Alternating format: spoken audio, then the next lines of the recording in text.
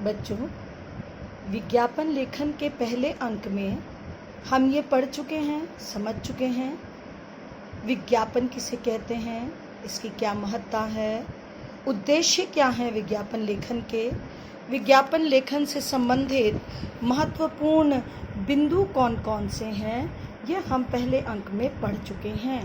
आज हम जानकारी ग्रहण करेंगे कि विज्ञापन के कितने प्रकार होते हैं और कुछ उदाहरण, कुछ नमूने भी मैं आपको विज्ञापन के दिखाना चाहूँगी। तो विज्ञापन के प्रकार में बच्चों सबसे पहले आप समझें, दो प्रकार के विज्ञापन हम जो 10वीं में आप बच्चे पढ़ते हैं, हम अब शिक्षक आपको मुख्यतः यूँ तो बहुत प्रकार हैं, अगर आप देखें पुस्तकों में आपको जानकारी मिलेगी, परंतु मुख्य दो प्रकारों में ही बांटकर आपको पढ़ाते हैं, जितना जानना आपके लिए आवश्यक है।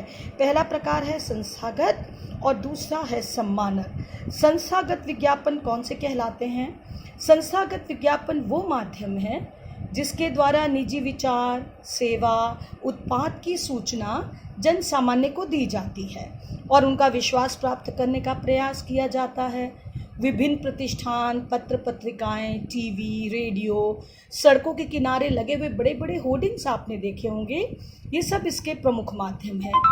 जन सामान्य को सूचित करने और उसका विश्वास प्राप्त करने में इस माध्यम को बहुत दक्ष माना जाता है।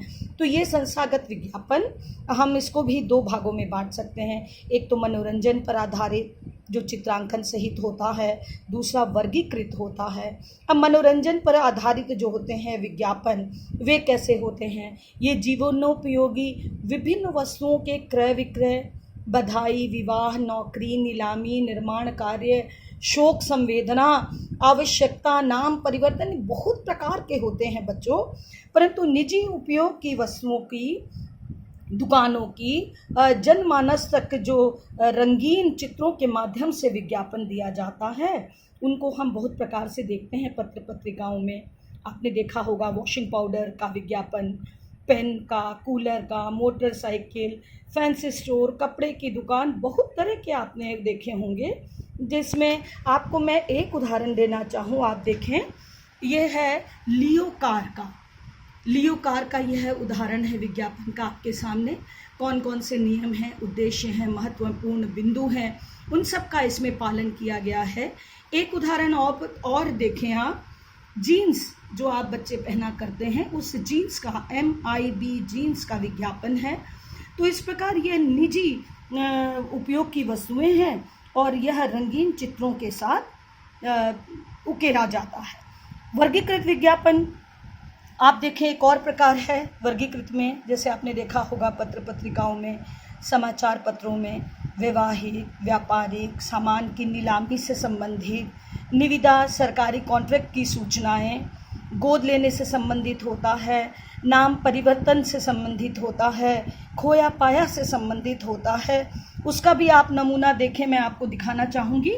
यह देखिए आपके सामने है, नाम परिवर्तन या आवश्यकता या खोया पाया से संबंधित। नाम परिवर्तन का उदाहरण देखिए, किसी का है नाम बदलने से संबंधित, पत्रिकाओं में निकाला जाता है, लिखा रहता है, मैं उषा तिवारी, पत्नी स्वर्गीय मनोज कुमार चौबे, निवासी B222, पुलिस कॉलोनी, संगम विहार, दिल्ली 100, मैंने अपनी पुत्री का नाम खुशबू तिवारी से बदलकर अन्य तिवारी माइनर रख लिया है, भविष्य में उसे इसी नाम से जाना जाए।